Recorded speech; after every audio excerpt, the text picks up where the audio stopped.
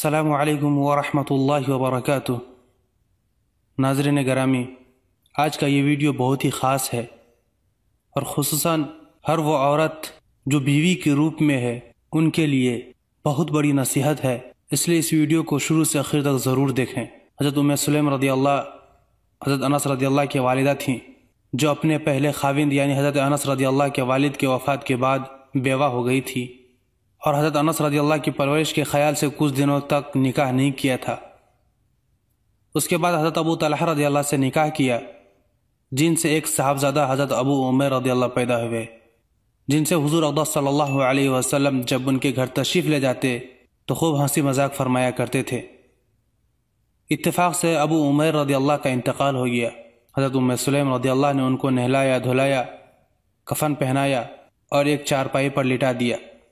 حضرت ابو طلحہ رضی اللہ روزہ سے تھے۔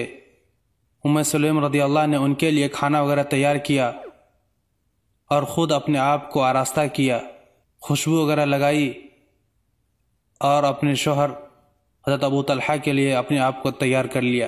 رات کو حضرت ابو طلحہ رضی اللہ گھر تشریف لائے، کھانا وغیرہ بھی کھائے اور بچہ کا حال پوچھا تو حضرت ام سلیم رضی اللہ تعالی عنہ نے کہہ دیا کہ اب تو سکون معلوم ہوتا ہے، بالکل اچھا ہو گیا ہے۔ حضرت ابو طلحہ رضی اللہ بے فکر ہو گئے۔ رات کو حضرت ابو طلحہ رضی اللہ نے صحبت بھی کی۔ صبح کو جب وہ اٹھنے لگے تو حضرت ام سلیم رضی اللہ کہنے لگیں کہ ایک بات آپ سے پوچھنا ہے، وہ یہ کہ اگر کوئی شخص کسی کو مانگی چیز دے دے پھر وہ اسے واپس لینے لگے تو واپس کر دینا چاہیے یا اسے روک لیں واپس نہ کرے؟ وہ کہنے لگے کہ ضرور واپس کر دینا چاہیے، روکنے کا کیا حق ہے؟ مانگی چیز کا تو واپس کرنا ضروری ہی ہے۔ یہ سن کر ام سلیم رضی اللہ نے کہا کہ تمہارا لڑکا جو اللہ کی امانت تھا وہ اللہ نے لے لیا۔ حضرت ابو طلحہ رضی اللہ کو اس پر بہت زیادہ رنج ہوا اور کہنے لگے کہ تم نے مجھ کو خبر بھی نہ کی۔ صبح کو حضور صلی اللہ علیہ وسلم کی خدمت میں حضرت ابو طلحہ رضی اللہ نے اس سارے قصے کو عرض کیا۔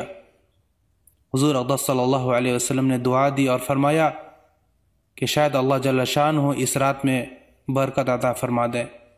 ایک انصاری کہتے ہیں کہ میں نے حضور صلی اللہ علیہ وسلم کی دعا کی برکت دیکھی کہ اس رات کے حمل سے حضرت عبداللہ بن ابی طلحہ پیدا ہوئے، جن کے بھی 9 بچے پیدا ہوئے۔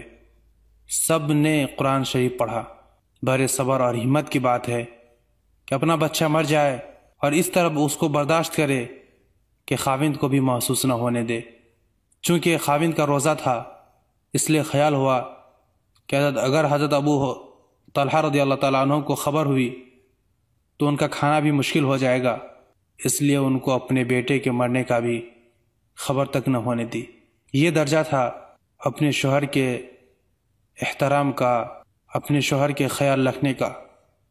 اللہ تبارک و تعالیٰ سے دعا ہے کہ اللہ تبارک و تعالیٰ ہم سب کو بھی ایسا حوصلہ عطا فرمائے اور ہم سب کو بھی اسی طرح عمل کی توفیق عطا فرمائے۔ آج کے لیے اتنا ہی، ملتے ہیں پھر کسی نئے ویڈیو کے ساتھ، تب تک اپنا بہت سارا خیال رکھے گا۔ فی امان اللہ۔